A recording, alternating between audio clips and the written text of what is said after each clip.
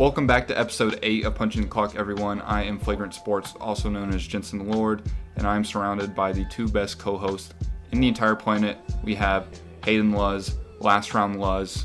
We have Eric Maddie MMA. Yes, sir. How's the AL East looking? So, Eric, we're at the top of the show. I want to not come for you, but I want to ask you a question, right? And I know you're going to know about this. What's going on with that whole coach's box situation? Have you heard about that? No. So, apparently, the Yankees third base coach was standing out. You know, there's a box for him to stand in. Yeah. He was standing outside of the box, supposedly looking at the pitch so he can signal to the batters what's coming. The Jays dugout caught it, started bitching about it, and they said, hey, fuck off, stop doing it. Fair play, which is true. Then, the next inning, literally not even the next inning, the half inning when they go out next to defend, go back on offense, they do the same thing. The Blue Jays do the same thing. The coaches step outside the box and start signaling the batter. I didn't know if you knew about it. I don't disagree, but I thought you knew about that, so I wanted to hear your thoughts on it. But if you didn't know, never mind. It didn't work out too well for the Blue Jays nonetheless because they're brutal. I couldn't even tell you the score of the game. I just saw the little bit on it, and I'm like, I wonder what Eric thinks about it, but I'm saving it for the pod. All I know is Jens is still the champ with the Rays. So what's the you know the standings, Jens? It's Rays, Orioles, 1. Yankees, Red Sox, Jays. Oh, Yankees back in third. Oh, I like it. Yeah, they're on a little heater right now. Yeah. I mean, So I've been told. Casual.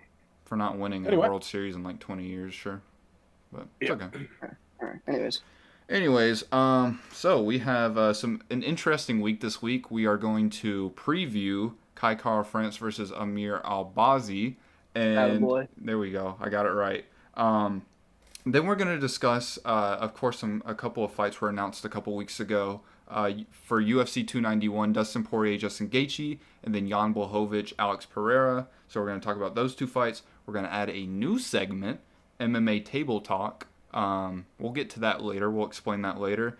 Potentially beef of the week. We'll see how the time's looking. We could just come up with something. I don't know. Anyways, we're skipping questions.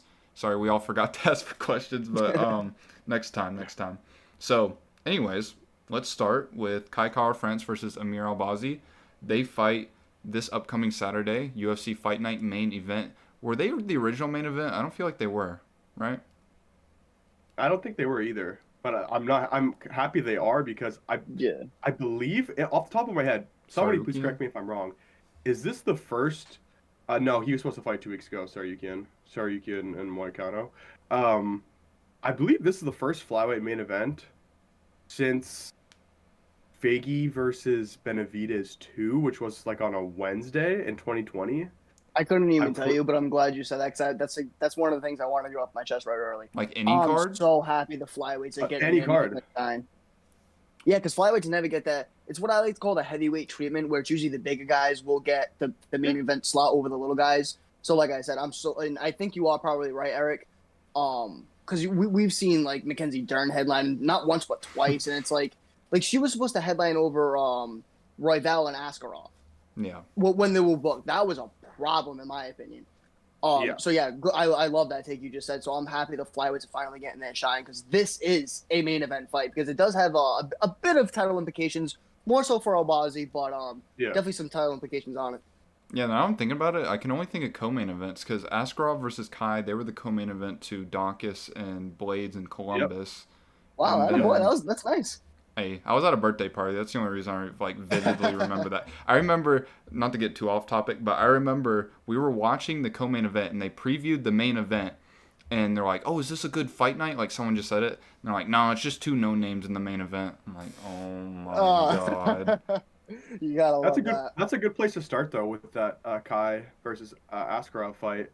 Yeah. Just because obviously fighting one of the better grapplers in the division in Askarov. Like Kai has definitely accrued quite a bit of experience against the grapplers of this division and been in a lot of bad positions. Whether it's against Bontarine. Yeah.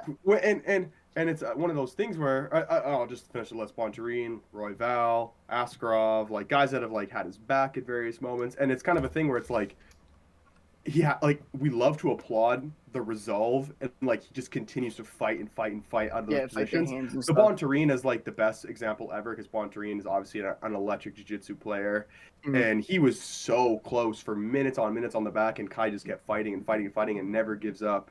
And so you can applaud it, but the fact that he gets in those positions every fight is also, Yeah, and then that's always been my biggest takeaway for Kai as well. And Albazi is the type of do guy you that see would it in put you a in that position.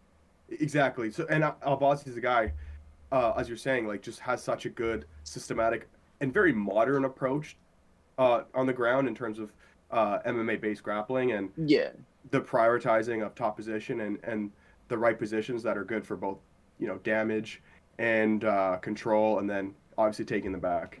And he submitted the younger Figueiredo brother. That's probably his most impressive win to date, I'd say, right? Unless I'm forgetting something. I mean, I feel like one of his last one was granted it was I don't want to call him a no name because he's in the UFC, but Hey, he was that was making not his a more debut. impressive.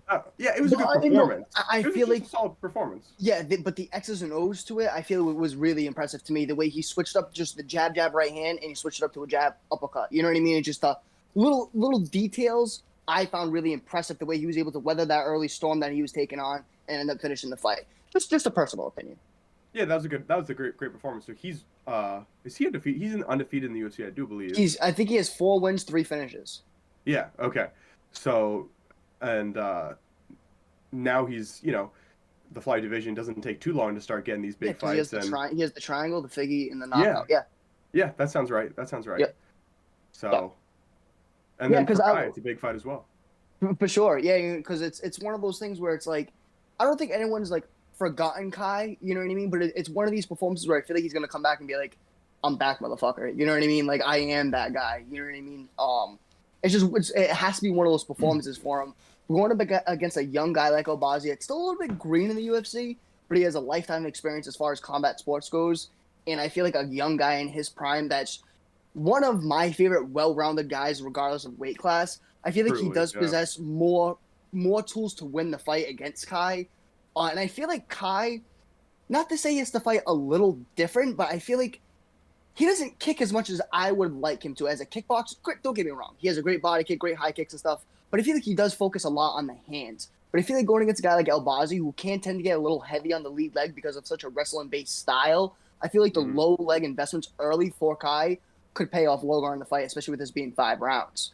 But with that said, he has to be careful because what Albazi does really well is counter off the low kicks with a nice 3-2, back you up, shoot the takedown, have you into the cage, and that's where Kai, like we were saying, is more susceptible to giving up his back and being in a bad position to give up the round. So I favor Albazi a little bit in this fight if we're talking like on paper X's and O's.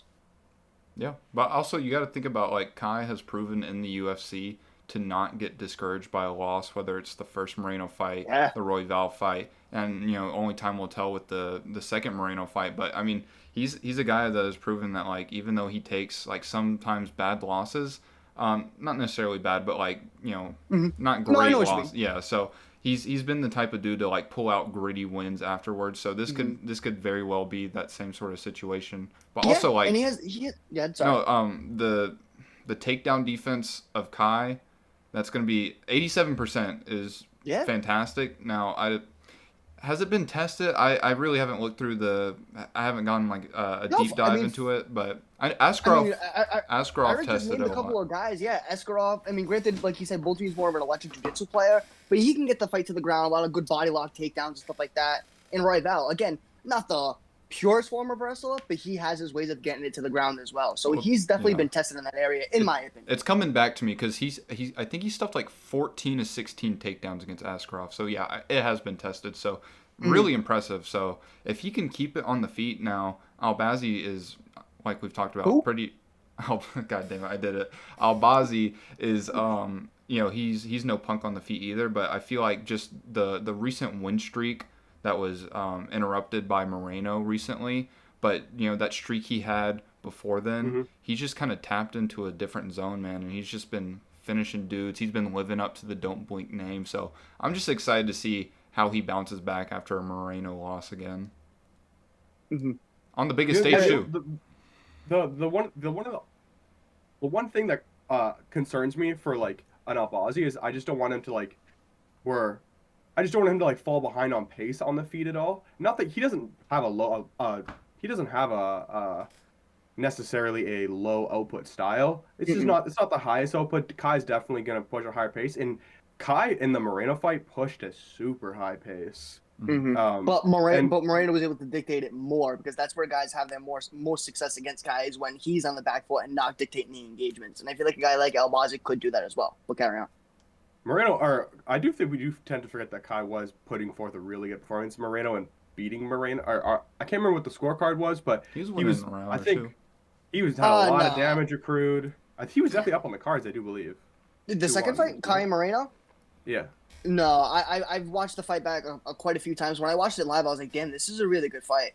But I feel like it's one of those when you go back and rewatch it, it was Kai more on the back foot and Moreno dictating what was going on. Even though Moreno may not have been doing it as much early on, I feel like Moreno was still being more effective, and he picked it up, and that's when he started to put it on Kai and make a lot of good investments. That's not how fights are scored. What do you mean? I'm talking about in terms of like pure like judging perspective. No, I understand what you're talking about damage, but it was still Moreno doing the more damage because he was more effective. Yeah. On top of being more effective, I should say. Anyway, in terms of this fight, just you need Albazi to be able to like keep up with that pace. I feel like Kai's gonna really try to put a really high pace on him, and you're gonna see a lot of the typical Kai stuff. So a lot of that big bridging jab into the right overhand, and I think that's gonna be on Albazi to keep up with that pace, staying safe. Like not getting caught by the big right overhand and trying to time his reactive double leg. I think that's a key one for him in this fight.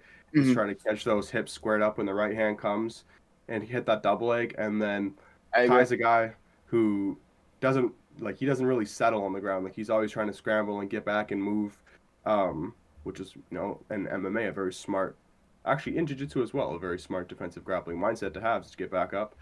And, but Albazi obviously has that great top control. So I think keeping up with the volume on the feet, trying to time good reactive takedowns and really establishing that top control and getting to the back is definitely probably the path to victory that Albazi is going to want to pursue, I think.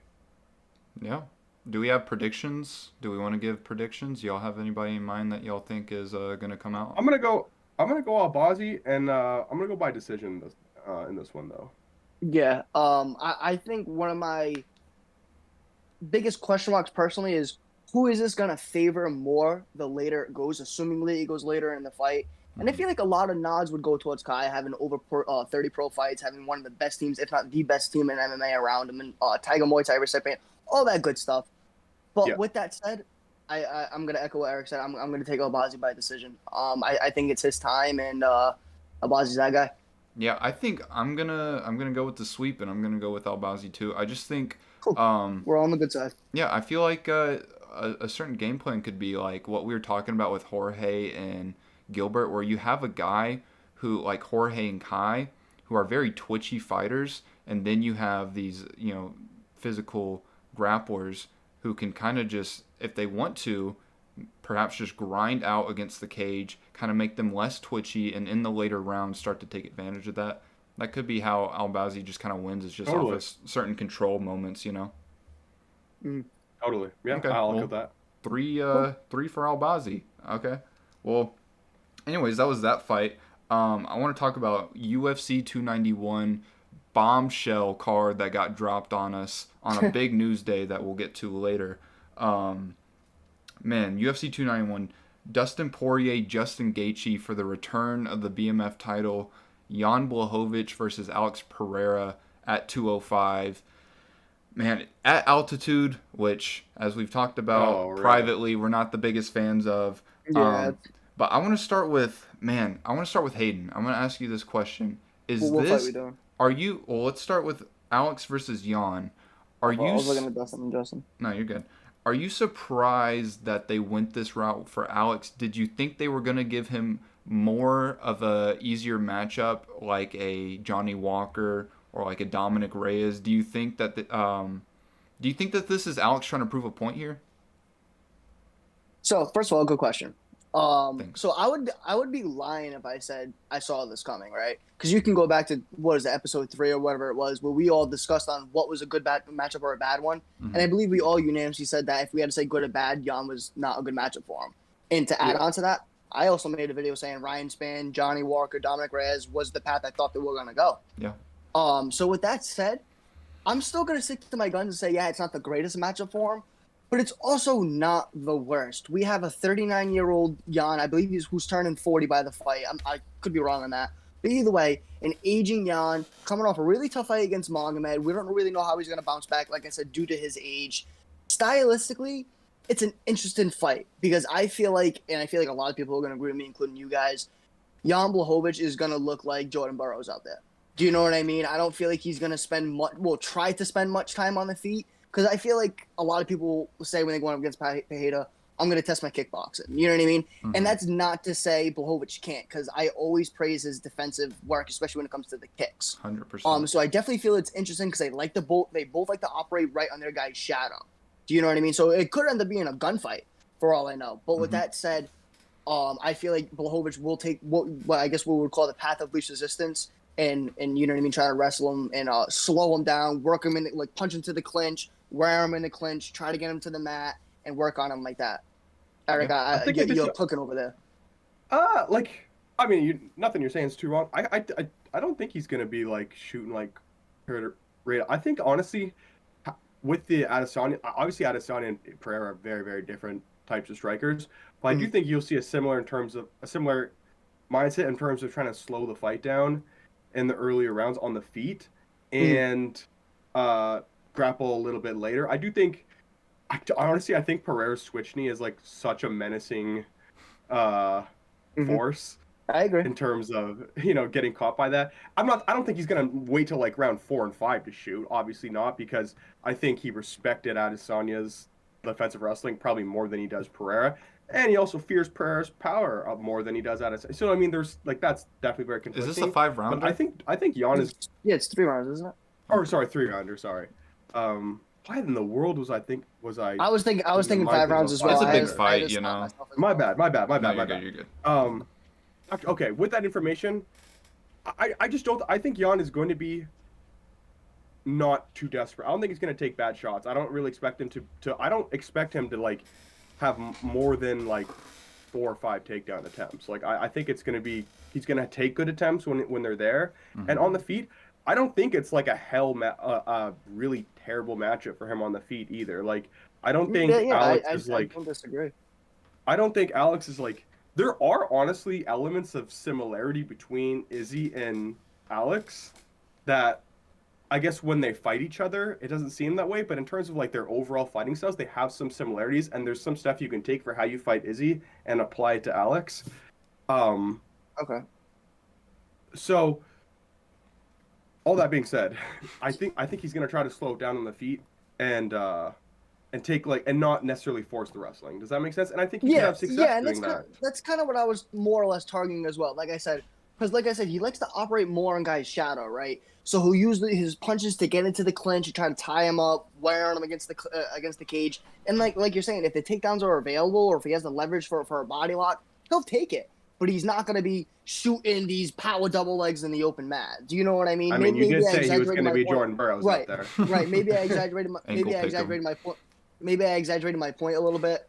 But I agree. It is going to be a lot of educated takedowns. But I would be remiss to say that I couldn't see him taking a good amount of takedowns in each round, trying to secure him and wear on him and slow him down.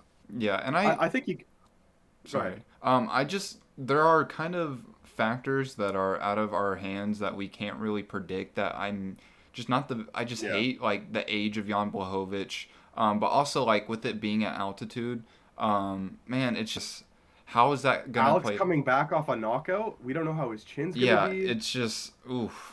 I think he's gonna be better at 205. Yeah, it's a very short turnaround, which is also a big plus in Jan Blachowicz' side because we all know Jan Blachowicz is Polish power, man. And if he could land on him clean in those later rounds where he's exhausted, all that stuff, it could be bad. Mm-hmm. I feel like that altitude even in the first round. Yeah.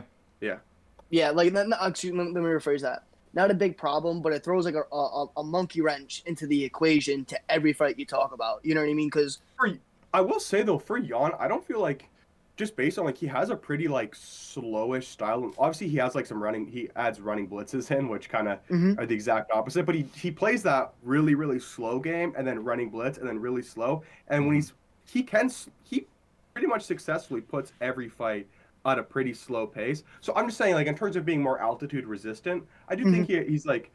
I don't worry too much about yawn gassing in altitude necessarily. That's my point. You know what I mean? Yeah, I would like to combat that just a little bit. Just because he can't fight both on the front and back foot. I'm not talking about front foot, back foot. I'm just talking about pacing. Yeah, pacing. But I feel like he's doing his best work where he's taking those short steps forward, short steps to the side, and walking his guy down. And he may not be throwing punches and bunches or having this high-octane boxing style like a Dustin Poirier, per se, that's fighting on the same night. But I feel like that style can wear on you regardless. You know what I mean? Because you are the one going forward and still looking for entries. Well, it's just the thing with his forward pressure is a lot of the stuff that Jan Blachowicz does to forward pressure is just based on like you fearing him. You know what I mean? Yeah, I mean he fights at a consistent pace, I guess is what I'm trying to say. Yeah, like he's not necessarily like forcing it. He's just kind of able to command that respect going forward when he wants. You know what I mean? And that is, if you can do that, that's pretty efficient. Alex won't let him do that. He'll have to work a little harder to pressure Alex. But yeah, and Alex is another one that can fight either way. You know what I mean? His best on his front foot, but we saw in the Strickland fight he can fight even better. Well, not even better, but just as well on the back foot. Can we talk about how good the leg checks or the kicking defense of Jan Blachowicz? For both of these guys, it's gonna be. Yeah, the kicking game is gonna be a beauty to watch. Yeah, I'm excited to see that. With that said, I don't know if anybody knows off the top of their head. Who has the reach advantage? Probably Alex, I'd say. Alex has a pretty long reach, doesn't he? Yeah, I'd say Alex probably by. Yeah, because that's interesting. Because usually, if you try to get into a jab war and you don't have a long enough jab where you're losing it, you're gonna start implementing low kicks. Do you know what I mean? So you have really high level kicking, low kick defense, and you don't have the jab to get there. How are you gonna be able to close the distance without blitzing in and leaving yourself open? So that's I don't want to say concerning, but that's something to look at in the Jan Blachowicz corner. Definitely. Do we want to do picks? It's a long ways away. Well, it's only a couple months. We'll save the picks. We'll save the picks.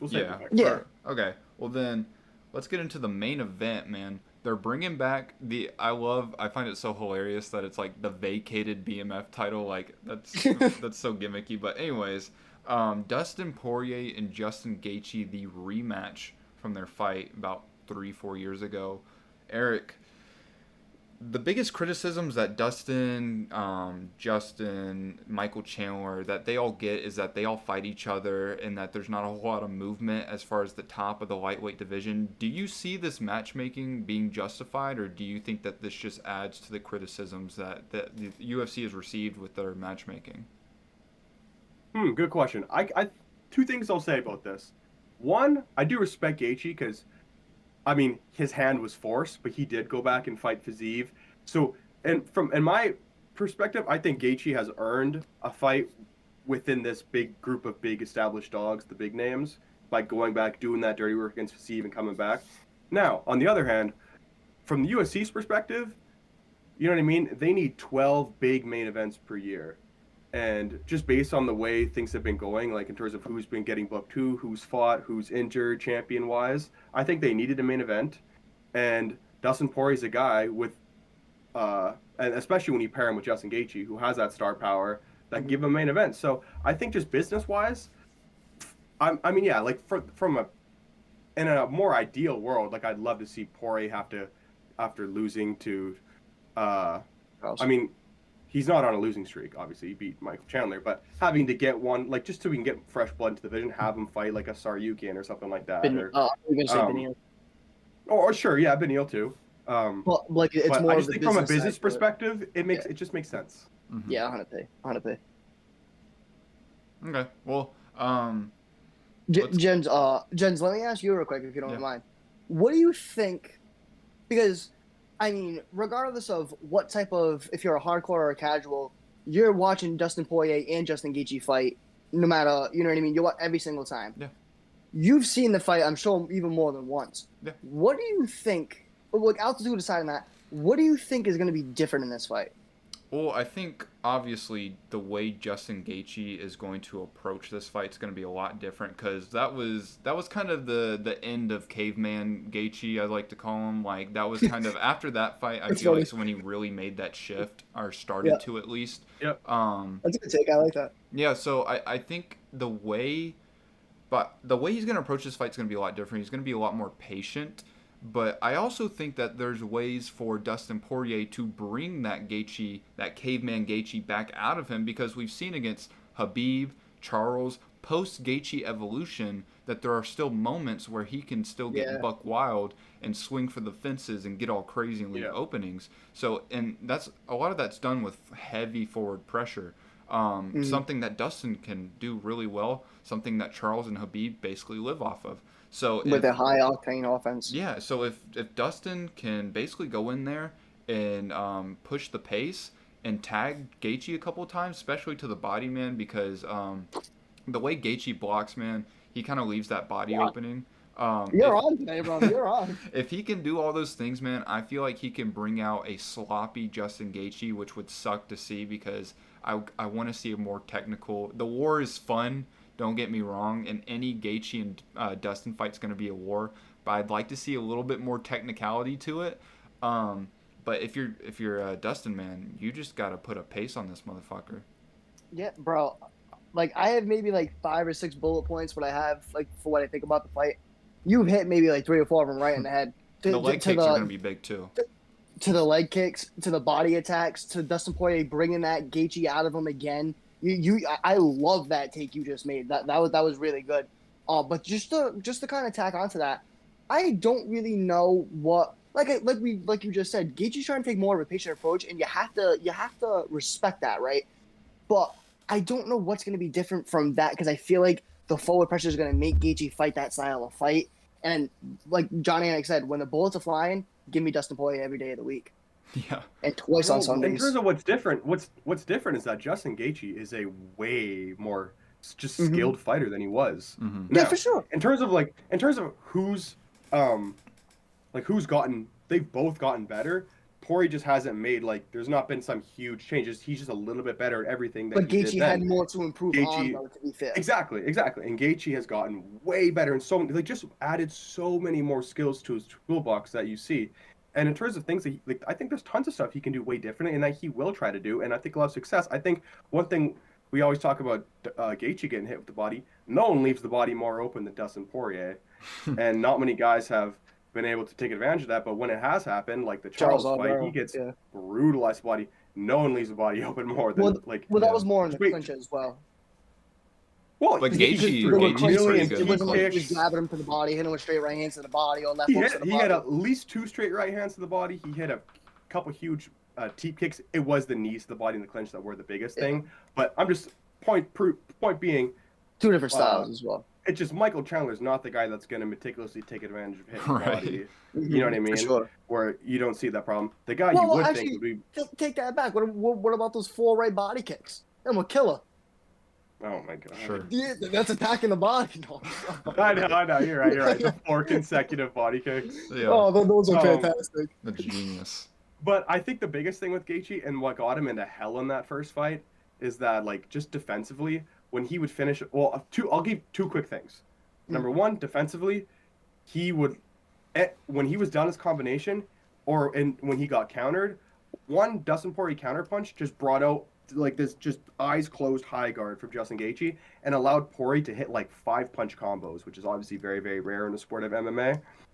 And he doesn't do that. That's never been a problem for him since. Those allowing somebody he's never since that fight he's improved where he's not defensively just eyes closed high guarding. So that's a big improvement that allowed Dustin to get a ton of momentum in that fight. The other thing is that back then Gaethje was much more of I'm going to throw this inside leg kick as hard as possible, and I don't care if I get countered.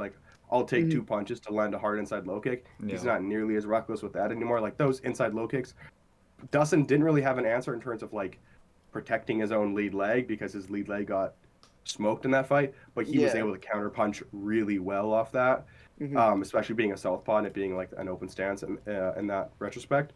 So I think Gaethje... I think this is a much, much different fight personally. I'm really excited to see how it goes I do still. Dustin Poirier in a firefight, I just can't pick anybody against him. Right. Mm-hmm. Unless they're like a super black belt in jiu-jitsu or obviously like Khabib. Regardless, in a stand-up brawl and fight, like I'm always gonna go Poirier. But But here's the I think thing: it's Which a is going different to fight. be. Gaethje's shooting takedowns now. No, he did it one time. He hit one takedown, yeah. bro. Hey, Yeah. he shot a couple though. He did. Yeah, let it And go. that's like more than like his past 50 fights combined. He ain't taking down Dustin Poirier. Yeah. I don't know. But yeah, no, I get your point, Eric, as well. But my thing is, he has yet to since Dustin. Correct me if I'm wrong. He's yet to face another guy like Dustin. Sure, he's fought Charles Oliveira, he's fought Fiziev, but they don't pack that high octane boxing style, and especially the power that they possess with. I don't deny that. I don't deny that. Do you know what I mean? So I have to see if he's ready for those reps again, or if he's gotten those reps. You know what I mean? Because sure, he may get passionate against like for sure, exactly. For both guys, I reckon. Yeah, that's the unfortunate thing about this fight is both guys are so likable. They're so much fun to watch, but like this is the end of the road for both of them as far as title aspirations. I feel like Gaethje said himself, he's like, for my career, this is probably it if I lose. Yeah, I mean that only makes sense though, to be fair. And then Dustin could have some money fights in the future, but like as far as title run, this is it. And so it's so sad that we got to watch one of these guys lose. But it's gonna be a hell of a fight. I can't wait. Hell yeah. Man, the main and co-main event, this whole card is amazing, but like, oh my god, talk about spoiled. Yeah, that's mad. Well, anyways, guys, do we have anything left to say about 291? No, cool. Yeah, I feel like we give a pretty good account of ourselves for quick thoughts. Yeah, so let's get into quick, not so quick. A new segment, ladies and gentlemen, that I am calling MMA Table Talk. So what this is when it's a slower week like this week, where there's not a whole lot to review, there's not a whole lot to recap or preview.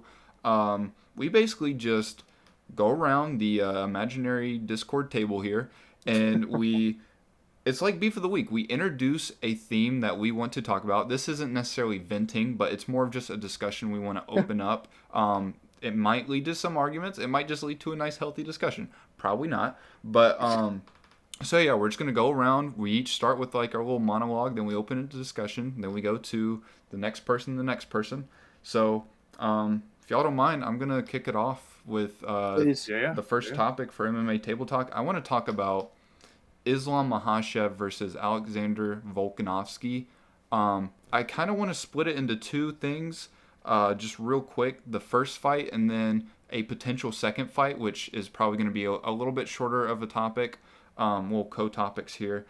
But I just want to talk about rewatching this fight. And it's pretty relevant because, like I said, they have a potential rematch coming up, and this is this arguably is as far as title implications and all that, and pound for pound status, this is maybe the most important and biggest fight in UFC history, the fight that they just had. You give it pound for pound number 1, pound for pound number 2, double champ status, all that stuff. But I just want to talk about some of the narratives that drove me insane about this fight. So let's just get into the scoring. The scoring was probably the most controversial thing at the time. I'm gonna be honest, I rewatched it today. I think you have to just blatantly ignore the MMA rule set to give that fight to Alexander Volkanovski. I cannot comprehend how someone could give this fight to Alexander Volkanovski. I think you want to have this fight was the ultimate example of underdog bias. It was people love Volk. They wanted him to get the double champ status. Oh, they love him. They think Islam's so cocky, all that stuff. So they think that, and it was the Australia crowd too. But that crowd was mad. People want to act like this was a robbery. This fight, in my opinion, was competitive, but not that close as people want to make it seem to be. There was a whopping 0 judges that gave it to Volk. One dude, 49-46, like me. So I don't think this fight was really that close whenever you look at the rounds. Now, it was competitive, but not close. Like, in my opinion, like DJ versus Cejudo. You said full. I don't want to get too off. You said 4-1. What did you give them? 1 through 4? Yeah. And let me explain. So, please. I don't really want to go I disagree round. as well, but he's not like it's understandable. I disagree, but it's understandable. I'm not gonna go round for round, but I just want to say that we're going round for round, baby. I don't think we have the time to go round for round. That would be a 2-hour episode. I want to talk about Volk in a negative light, baby. You better come prepared, because if not, I'm gonna shit down your throat. Let me just hit you with this. So, pause. Every single round up until the 5th round. Let's look at significant strikes. And I know it's a round by round thing. You can't just use total numbers, but this is more just to praise Islam striking against Volk. Up until rounds 1 through 4, Islam was down by 1 significant strike, but on a much more efficient clip. And not only that, in my opinion, he was landing the more damaging strikes. He was catching Volk coming in. You also have to understand those strikes. I mean, I could be wrong here, but I don't think I am. Those strikes he was hitting while he was on the ground, I'm sure would go down as a significant strike. Yeah, and that's what skews the stats. So, like... Say that again? Are you talking about in the 5th round? No, I'm just talking about throughout the fight as well. Like, you're saying he landed 1 more significant strike. Like, when it came to the pure striking exchanges, it was really even for the most part. 1 through 4 was really even. Like, there are some notes where you can be like, okay, Islam got that round because of that left hand, which I'm referencing in the 2nd round. Do you know what I mean? Yeah. But in the 3rd round, in my opinion, was the swing round. Because, yes, Islam hit that little bit of a takedown. My favorite, I'm not going to say I can give a fuck about the 5th round. But one of my favorite things about the 3rd round was the way Volk switched it. Islam went for the takedown, and he switched the hips, dug an overhook, threw a knee, backed off, and then came right back and started firing again. Do you know what I mean? So it's like Islam wasn't really able to score in the takedown. And what I mean by he came back firing again, he landed 2 big right hands. Mm-hmm. You follow what I'm saying? No, and that was that was like 3 minutes into the round. And before that, there really wasn't a whole lot landed. And in my opinion, Volk was probably doing the more damage. But like I said, that's neither here nor there. So to say it's clear 4-1, you're completely biased, mate. No, it's not, because there was a clear round 5. I think 3 could have went Volk's way. In my opinion, 2 as well. And not for nothing, he was beating that ass in round 1 until he got taken down. Okay, let's chill out there. Okay, and then what did Islam respond with? Hugging his back, humping his back, and doing full. He's stunned. Doing fuck all, mate. Oh my god. Volk tried to brawl from the inside. He got caught. He took a knee for the first responders, just like Colby Covington did. And then he got taken. He got hit with a double forearm. No. All bullshit. It don't matter. He did get dropped to a knee. But go back and watch that. He got hit with a double forearm. On God. Go back and watch it. I just did. Well, you need to watch it again. Okay. And then people one of the last narratives, and then I'll kind of just open it up for us, because I don't want to spend too much time because y'all have shit to talk about. I also want to praise that, we all know defensively on the feet, Islam Makhachev is incredible. But against Alexander Volkanovski, this was the lowest significant strike accuracy Volkanovski has had since the Chad Mendes fight. And people, like, you think about, like, now, like... He had a tough time with the range, for sure. Yeah, and that's the thing that, like, people wanted to paint this fight initially. I don't want to say tough time, but... Right, and people... Well, I think he did kind of have a tough time, but people want to paint this fight... He had a tough time figuring out more than he usually does, is what I'd say. Right. And people want to paint this fight as, like, especially initially, that, like, Islam was basically just surviving the rounds. And, like...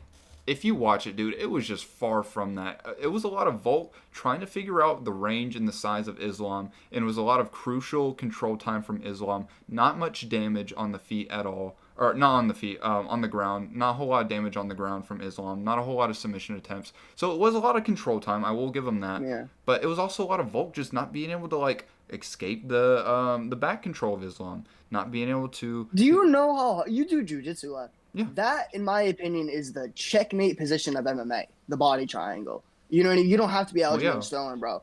That is the hardest position to get out of. Right. That was my point. He wasn't able to escape it. That was my point. Yeah, well, but I don't know. Maybe it's just the way you said it. But you couldn't escape it, mate. That's Islam Makhachev's body triangle. I understand. It's so hard to get out. Like, and that's why we credit Islam for getting the position. For sure. Exactly. You have to credit the guy to get into that checkmate position, for sure. But yeah, I just want to, and then, do y'all have any thoughts on this? I feel like I've been kind of rambling the whole time. My only thought that always comes from this fight is, like, people saying, well, how was Volk a top 5 striker and not Islam? Because did you guys not see, like, just the narratives? That's still, I know how every second on the feet was wildly competitive, and in terms of bigger moments, arguably Islam had overall bigger moments on the feet in terms of just like ones like until the fifth round. Till the fifth round. Oh, I almost lost my train of thought, but that is not how it works whatsoever. Right. Like, it's just the arsenal of Volkanovski is just so much. He has a deeper bag. You're just it's levels and levels above. You just you have no idea the threat that a tremendous just the threat of a takedown. It's talked about all the time, and it's still understated. It changes everything. It levels the playing field like you would never understand. Not to mention, never understand. And that's the thing about you. And that's the thing about Yoel as well. Do you know what I mean? I stitched the Dom's video about that. You know what I mean? He's like, oh, Yoel didn't really. Oh, people say all the time, Yoel doesn't really wrestle. You don't have to. When you have that level of a wrestling threat, lad, you don't understand how much that opens up the striking, especially being an explosive striker like Yoel who can knock a horse dead.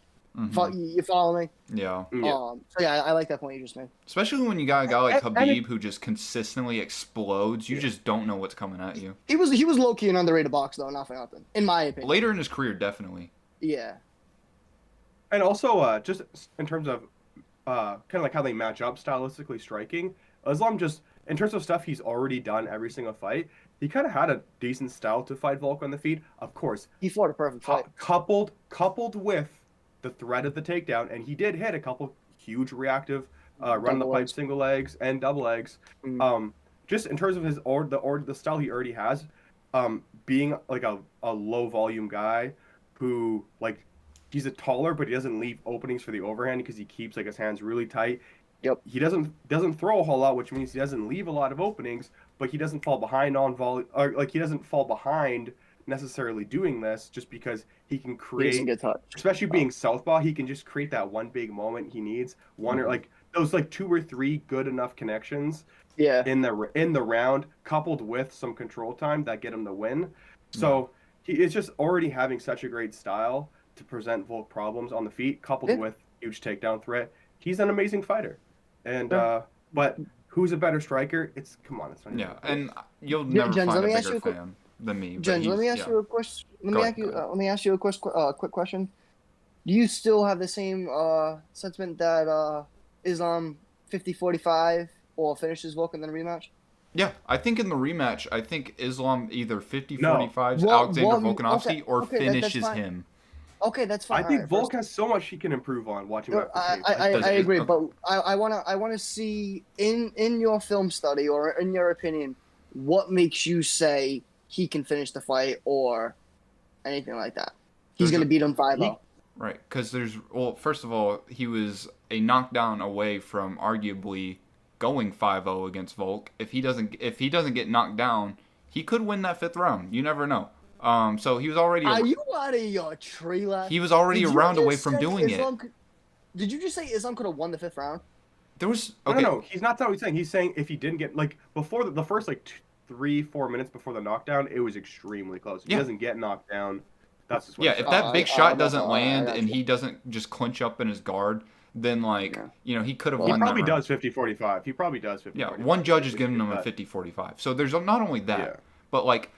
The amount of offense or the lack thereof that Islam was like generating on the ground. Now a lot of that is because Alex is such a well-rounded, skilled fighter that you don't want to give him too many openings to escape and get back to the feet. Because although, like we said, Islam was holding his own, he's just a much better striker. And so, he landed the biggest punch of the fight. But I'd like to see him be more offensive on the ground, and if he can do that, land some damaging blows or some actual legit submission attempts, not just like some Colby Covington rear naked choke attempt where you just know it's not going to do anything. I think he could finish Volk, and there's a how's he going to get there though? Because I feel like I said, not just once. I don't fucking know, dude. He just does it. He's got huge power. Yeah, he was hurting Volk. There was moments where he stunned Volk. Knees, left hands. I so think you're saying you need to hurt him in order to submit him? He could. You need to hurt him first in order to submit him. Yeah, like a Charles Oliveira. Maybe. I don't know. I think it's crazier to say he 50-45s him in a rematch. I think it's crazier to say 50-45s him than finish him. He can finish it for sure. Islam has a power advantage in the fight.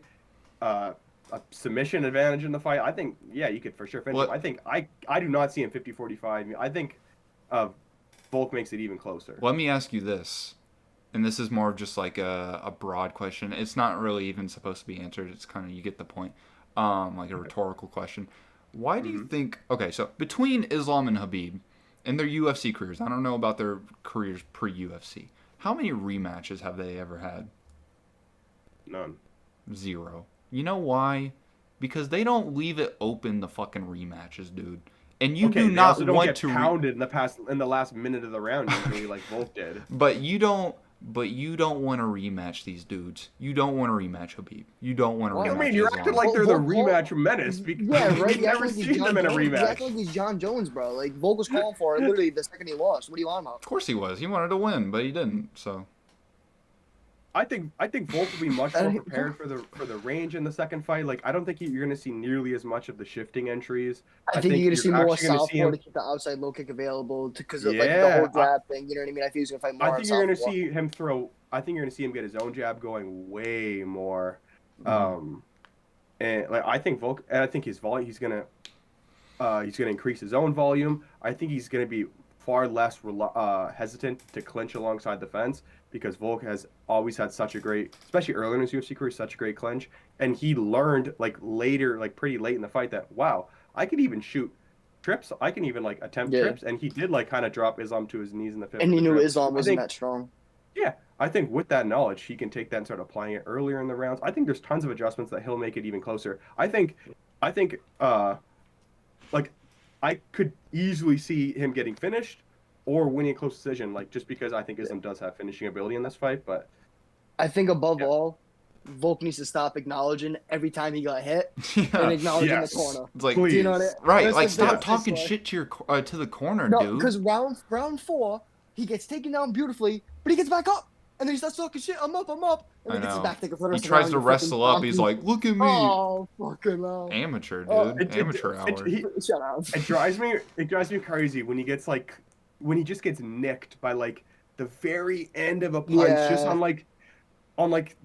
his temple, and he acknowledges it, and it gets scored for more than it actually is. Yeah. Not even lock in, just stop giving that optic to the judges. Yeah, for sure. Okay. But I digress. Well, that was more of a silly point, but you get the point. Okay. Hayden, what do you got? Yeah, Hato, you take it away.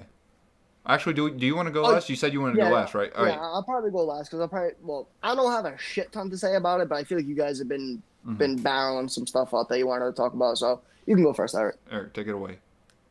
Well, okay, I'm a little bit underprepared because I thought Jens was going to talk about this, even though that's my bad. I should have known you were going to talk about Islam Volk, but let's talk about some Bo Nickal here. Bo Nickal, I think, is a very interesting case study.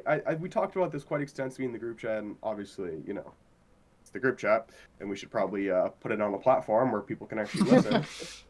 But I mean, there's actually quite a few things I could say about Bo Nickal. Number one, okay, the first thing I'll say is that, well, who had the video that was? Oh, I think it was Dom, right? Our boy Dom. Shout out to Dom. Shout out. Talking about how Izzy should, you know, get busy at 205 because, you know, the real grapplers are coming, aka Hamza and Bo Nickal. And frankly, for my money, and this is just my take, I don't think Bo Nickal should be even in the same, like, I don't think he should be in the same conversation as Hamza right now. So I think that's absolutely. Watch my video.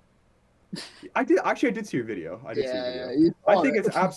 I think it's absolute lunacy to say that based on what Hamza has shown in the UFC versus what little we know of Bo Nickal. In terms of Bo Nickal's wrestling ability, yes, of course. Actually, let me say this: we don't even know how, in terms of like, once he gets to like. Because again, you have to get pretty much all the way to the top of division before you get like competent all-around MMA defensive grapplers. Like, we don't necessarily know how good his wrestling will translate against those guys at the highest levels in the sport of MMA. But regardless, in terms of having a base, he has as strong as a wrestling base as you need, stronger than you could possibly need. You don't need to be the best Penn State wrestler or the second best all-time Penn State wrestler. You don't need to be that good. Just being an All-American is enough, or just being D1, being D2 is enough. Especially once in D3. Yeah, especially when to start coupling it with other martial arts, which he needs to do. People act like because he's the second best Penn State wrestler of all time, that his wrestling is just he's gonna walk through Israel Adesanya. You guys are out of your minds. Yeah. If you think that's gonna happen, why do you think? And I said this in the group chat. If wrestling is king, we all acknowledge that. That is the best base for MMA, but it is still MMA. And even guys who have been wrestling in the context of either combat sambo or MMA since they were young, aka the original Dagestanians of the Khabibs, the Islams, the Abu Bakars, they went to AKA as soon as they could because wrestling alone is not going to. It's MMA.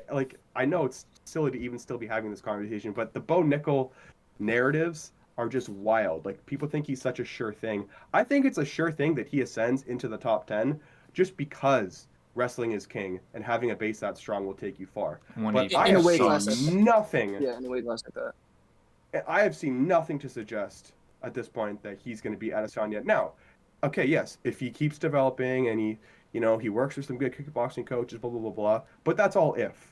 Yeah.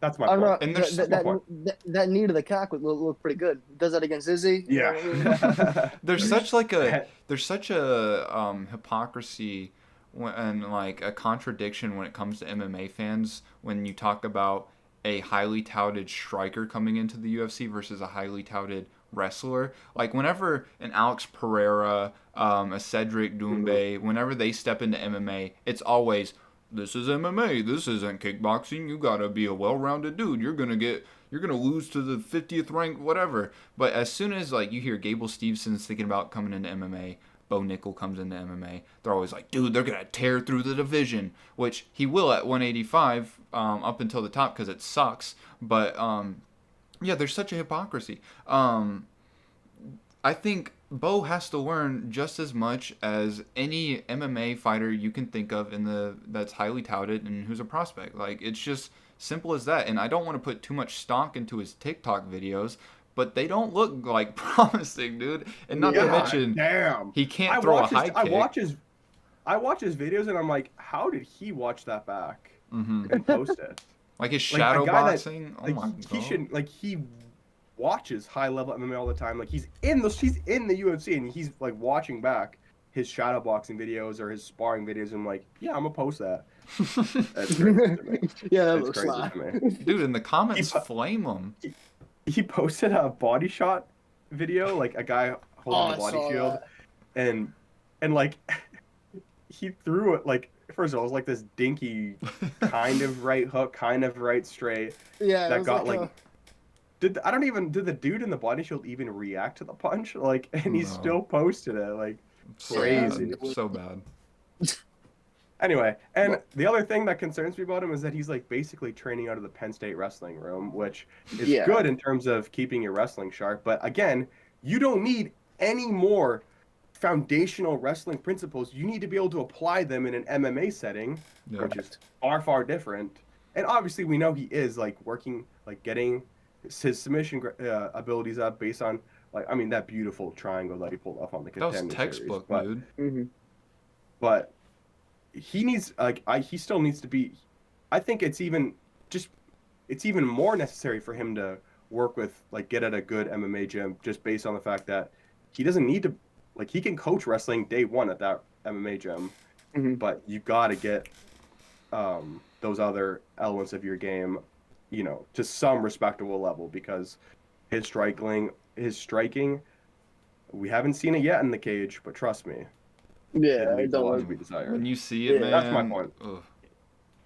I want him to succeed too. Like, that's the thing, is like, I don't want him to fail. I think like his level of wrestling would be awesome to see in an efficient MMA sense. But I'm just concerned for him. Like, I think he needs to be careful, because if he's not careful, man, he could really let a lot of people down. Everybody's claiming, like, we've seen so many videos, oh, he's the next champ, he's gonna wrestle Izzy to a win and all that stuff. It's like, man, those are some high expectations, man. You're one of the best collegiate wrestlers of all time. Like, you've got some work to do in MMA, dog. Yep. Okay. Aiden, you got one? Yeah. Let's hear it. Yeah. So, I mean, it's not so much. I kind of came up with this more for like an alley for you guys, because I know you guys have been dying to talk about it. But I guess just to summarize my thought is, what's the sustainability for Francis to going over to the PFL and stuff like that? Like, I give him his credit for what he stands for and all the other stuff about how his opponent's going to get paid and all that stuff. Great stuff. But how long are we going to watch him beat up Danilo Marquez or the Danilo Marquezes of the world? You know what I'm saying? I mean, again, great. He can go over the box just like he wants to do. Fair play to you, Francis Ngannou. For us, it ain't going to be a Conor McGregor blockbuster like you may think it is. And I don't think it's – and I feel terrible saying this, but I don't think he has a fantastic chance of winning regardless if it's a Deontay Wilder and Anthony Joshua. No chance. He has no chance. You know what I mean? Tyson Fury, any of those guys. So it's like, I guess what I'm trying to say is what was the whole purpose and where do you guys think Francis goes from here as far as popularity goes? Eric, you want? Oh, in terms of popularity, I feel like that was kind of like a 2-3 part of there. But yeah, I feel like where do you think his popularity goes, starting from his first fight and on, outside of the UFC? Well, I think this whole affair has actually made him even more popular. I will say he's been nonstop in the headlines. He's the news. Yeah, right. He's the news today, but will he be the news tomorrow? Obviously, not physically Tuesday after. But you get what I'm trying to say. I mean, at the end of the day, the ultimate goal monetarily for any MMA fighter, should be, it's like the new like American dream is to like try to combat sports fans into believing you have a chance in a boxing fight and cashing out. Like that's kind of like the ultimate monetary goal of any fighter. And he's just, yes, but I feel like there are some guys that don't have a bad chance. Like I don't think from what we saw from Conor, it wasn't the worst of displays. In 5 years' time, he still had no chance. It was a complete con. Like it was about selling people to think he had a chance against. Like he never had a chance. But what about like in 5 years, what about O'Malley and Ryan Garcia in 5 years?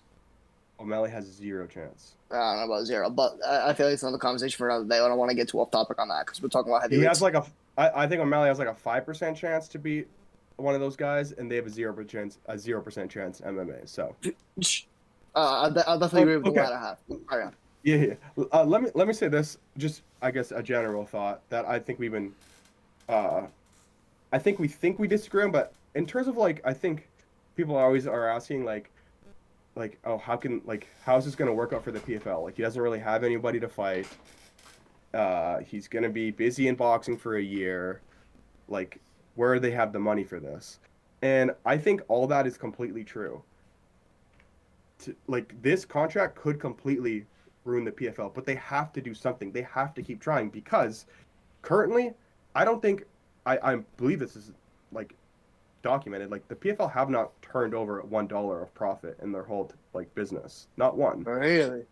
Bellator is not operating at a profit. They're that's what happens loss. when you expand, though. It's the same controversy that's been going on with ONE FC. You know, ONE FC, millions and millions and millions of losses. Meanwhile, the UFC is making. They were documented $386 million in profit. When you're trying to bridge a gap, you think doing what the PFL is currently doing, yeah, the seasons are fun, da da da da da. Do you think they're gonna make any sort of progress? It's not. So it's either you're never gonna catch the UFC unless you take huge risks. And this is not the risk that is going to get them anywhere close to the UFC, obviously, but it's just continuously to work at it. Now, I think this could bankrupt them, but just doing what they're currently doing is, if they just keep doing what they're currently doing, it's still going to lead to an empty pot of gold at the end of the day. So they have to take risks, and I understand that. I just think it's great for Francis in terms of,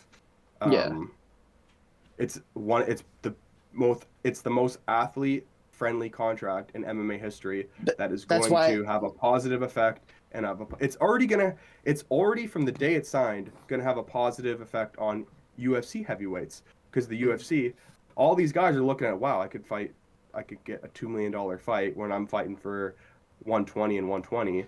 I get a $2 million fight. I only have 2 fights left in my contract. I could fight this out. And the UFC is already looking at that, and they're thinking of, how can we, like, what can we do? Can we maybe have to pay these guys, an extra $30K on the contract? And that's just a positive effect for those guys. So from that perspective, everybody wins. Yeah, Sure. and not only that, but like I think we can all agree that like from France's standpoint, good.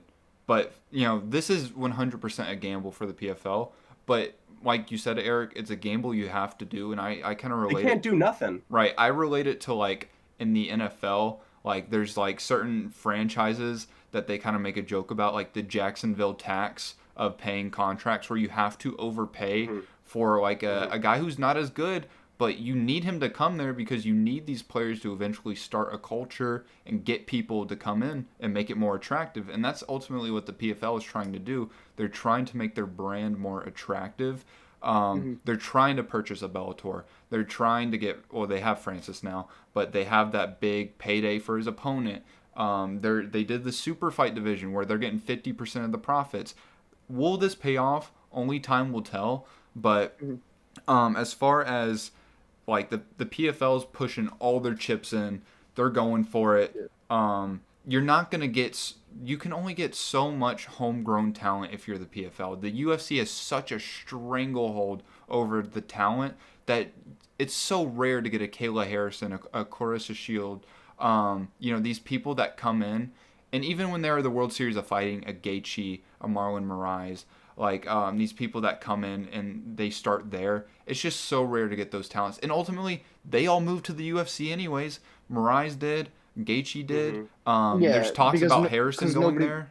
yeah, nobody grows up as a fighter. Nobody grows up and says, "I want to fight for the PFL." Like, I Right, want no to fight one for the cares UFC. about being a It's PFL it's season it's the champ. pinnacle. Yeah, it's the World Series. It's the Super Bowl. It's you know what Yeah, I'm saying? It's the Mm-hmm. championship. That's Mm-hmm. where everybody wants to be, and it's like it's just the way that it is, and that's the way I feel like it will be for a long time, if not forever. yeah, and I You know what I hope. mean? And I feel like there's really good signs just to kind of tack on, not to cut you off, to Yeah, kind of good. tack on what Eric was saying. Like MMA is just so young, guys. Like and you guys know that, you know what I mean? But Mm-hmm. it's so young because we all remember the rumors between like BJ Penn and Kenny Florian, right? The how he got paid, like whatever he got paid, it was like Mm-hmm. pocket change.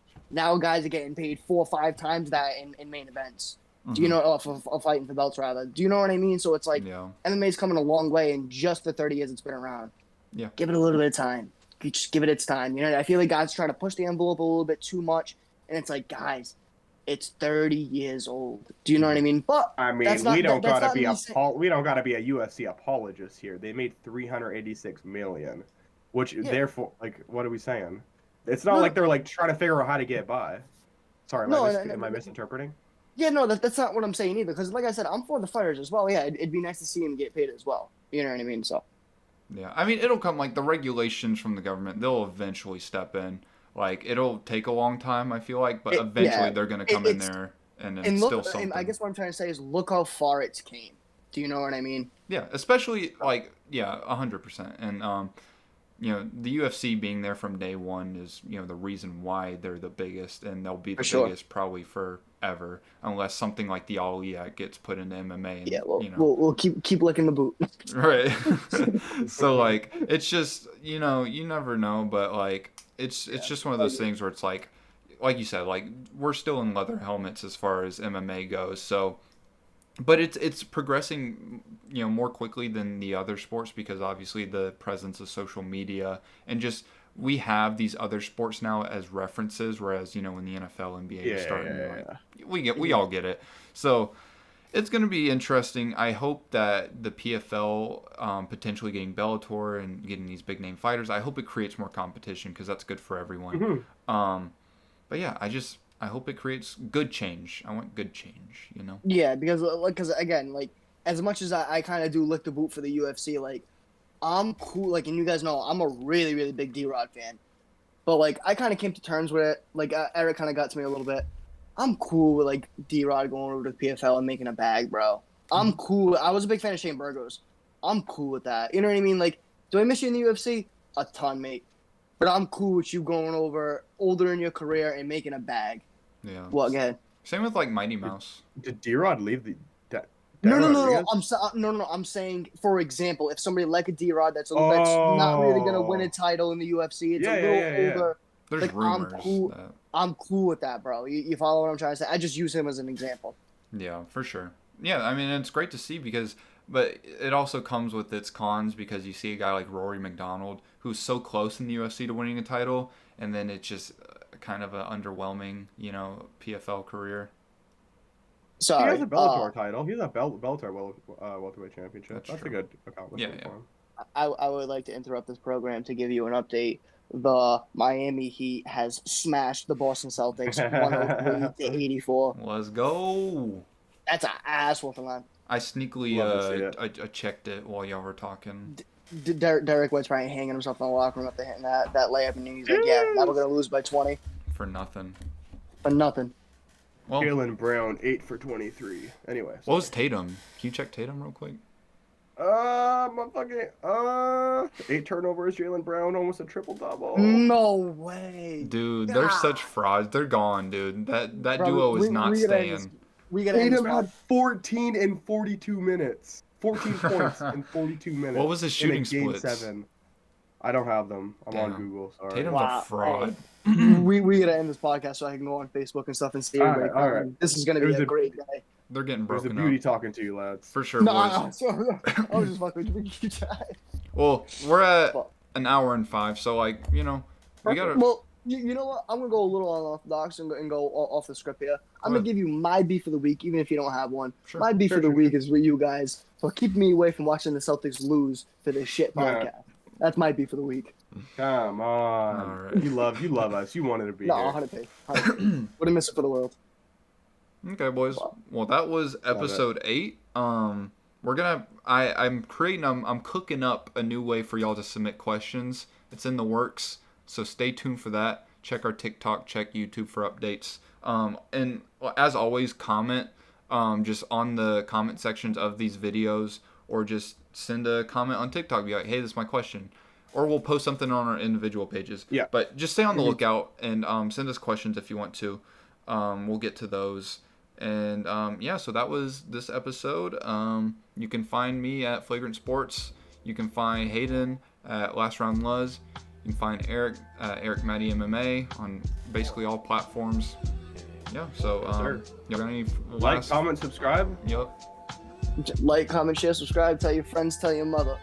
Catch you on the next one. See ya, boys.